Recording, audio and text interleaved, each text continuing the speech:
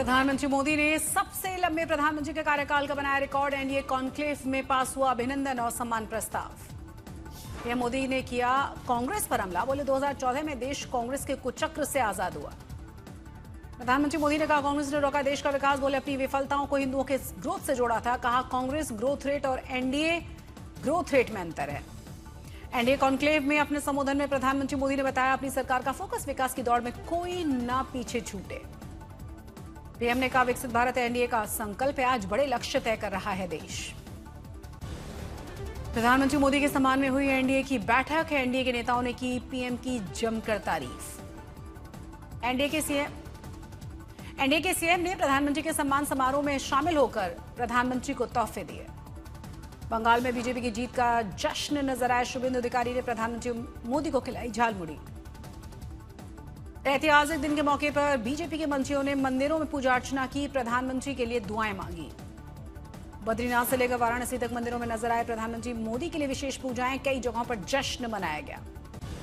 पश्चिम बंगाल में ममता बनर्जी को एक और झटका। सूत्रों से खबर 19 बागी लोकसभा के सांसदों की सूची आई है सामने। बागी सांसदों की सूची में शत्रुघ्न सिन्हा, सयानी घोष और यूसुफ पठान का नाम भी शामिल। ममता बनर्जी की पार्टी में नहीं रुक रही है बगावत। राज्यसभा सांसद सुष्मिता देव ने दिया है इस्तीफा। लोकसभा में 20 सांसदों के बाद राज्यसभा से दूसरी बगावत। टीएमसी सांसद सुष्मिता देव के बीजेपी में शामिल होने की संभावना है। हेमंत बिस्वा शर्मा से मुलाकात की तस्वीरें भी सामने आई। 10 जनपद में राहुल गांधी और अभिषेक बनर्जी की 1.5 लगभग 1.5 घंटे तक लंबी बैठक चली। बंगाल की सियासत पर चर्चा की गई। मीनाक्षी नटराजन के नामांकन रद्द होने पर कांग्रेस का विरोध प्रदर्शन। भोपाल में काली पट्टी बांधकर रखा गया एक दिन का उपवास। कांग्रेस ने किया चुनाव आयोग का रुख, कहा सीट चोरी कर रही है बीजेपी।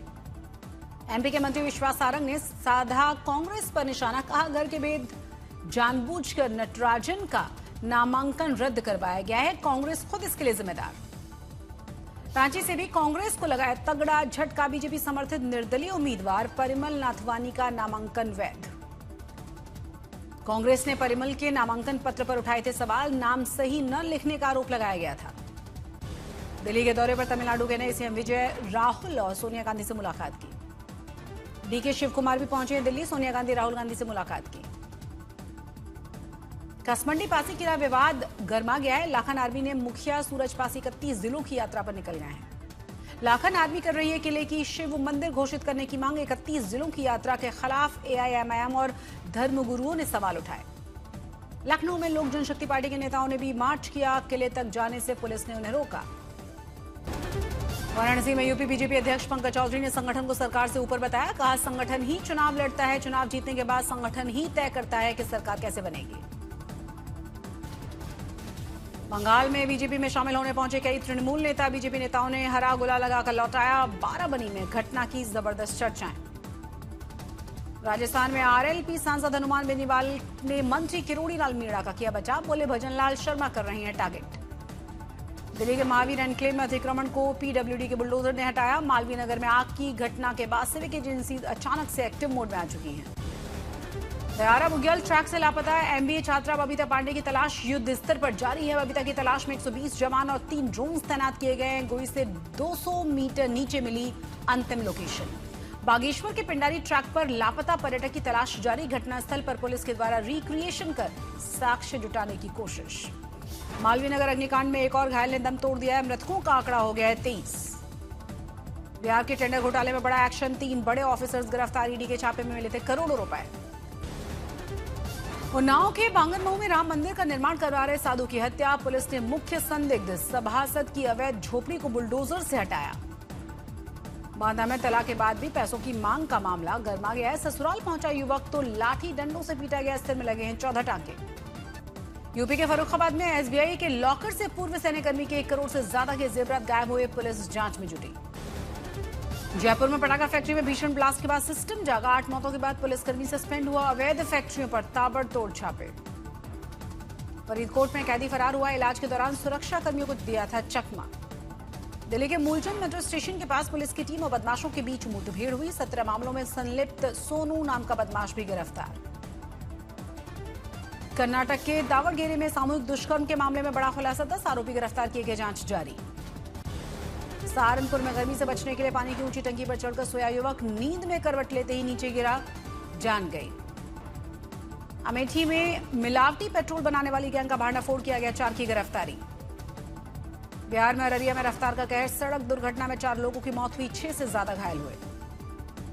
नागौर में 53 लाख रुपए के आभूषण और नकदी चोरी के मामले में 13 दिन में बड़ा खुलासा, 2 शातिर बदमाश गिरफ्तार।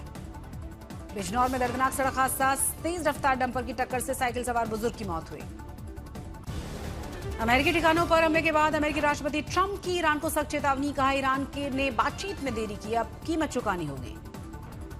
अमेरिकी हमले के बाद ईरान का जबरदस्त पलटवार, जॉर्डन, कुवैत और बहरीन में अमेरिका के ठिकानों पर किया गया हमला। इससे पहले अमेरिकी सेना ने हॉर्मुज़ स्ट्रेट के पास ईरानी ठिकानों को बनाया था निशाना। ईरान के विदेश मंत्रालय का बड़ा बयान, इस्माइल बघाई ने कहा देश की रक्षा के लिए पीछे नहीं हटेगी सेना, अमेरिका पर बार बार युद्ध विराम के आरोप लगाए। यूके नए प्रतिबंध पर रूसी विदेश मंत्रालय की प्रवक्ता मारिया का बड़ा बयान, नए प्रतिबंधों में कामयाब नहीं हो पाएगा यूरोपीय संघ, रूस देगा जवाब। रूस के चाबुकसारी में सैन्य प्लांट पर यूक्रेन का बड़ा हमला, धू-धू कर जली इमारत, तेल ठिकाने के बाद सैन्य प्लांट पर हमला किया गया। लेबनान में इजरायल का भीषण हमला, हौमीन अल फौका में उठा था धुएं का गुबार, सीजफायर के बावजूद लेबनान पर हमले कर रहा है इजरायल। लेबनान सीरिया में इजरायली हमले पर तुर्की की युद्ध, राष्ट्रपति एर्दोआन का बड़ा बयान, कहा इजरायल के हमले में तुर्की के लोग भी खतरा, वैश्विक समुदाय तुरंत रोके इजरायल की आक्रामकता। दक्षिण अफ्रीका के जोहानिसबर्ग में अंधाधुंध फायरिंग हुई, 12 लोगों की मौत, 9 घायल, 10 से ज्यादा संदिग्ध हमलावरों ने गाड़ी से उतरकर नागरिकों पर फायरिंग की थी। इंडोनेशिया में ईरान जंग का असर, पेट्रोल की कीमत में 32% की बढ़ोतरी, गैर सब्सिडी वाली ईंधन के दाम 30% से ज्यादा बढ़े। कार्ट में बिना बताए प्रोडक्ट जोड़ने और छुपे चार्ज लगाने के साथ भ्रामक ट्रिक से ग्राहकों को सालाना 25 से 28 हजार करोड़ रुपए की चपत लगी। ऑनलाइन शॉपिंग में 88% लोग हुए डार्क पैटर्न का शिकार। ऐप बेस्ड टैक्सी सेवाओं पर 5% अतिरिक्त जीएसटी लगाने से ड्राइवर्स की कमाई घटने और यात्रियों पर किराए का बोझ बढ़ने की आशंका, कई ड्राइवर और ग्राहक महंगे किराए के बाद तलाशेंगे दूसरे विकल्प। पेट्रोल डीजल की कीमतें बढ़ने से रोकने के लिए सरकार ने तेल कंपनियों को 1.23 लाख करोड़ रुपए की मदद की। बीते कुछ दिनों में करीब 10 रुपए प्रति लीटर के इजाफे के बावजूद तेल कंपनियों को बिक्री पर रोजाना 650 करोड़ रुपए का घाटा। सोने के बढ़ते आयात को नियंत्रित करने के लिए कोशिशों के बीच सरकार ने बैंकों से गोल्ड लोन का पूरा डेटा मांगा। गोल्ड लोन, ईटीएफ और आयात निर्यात नियमों में बदलाव की संभावना।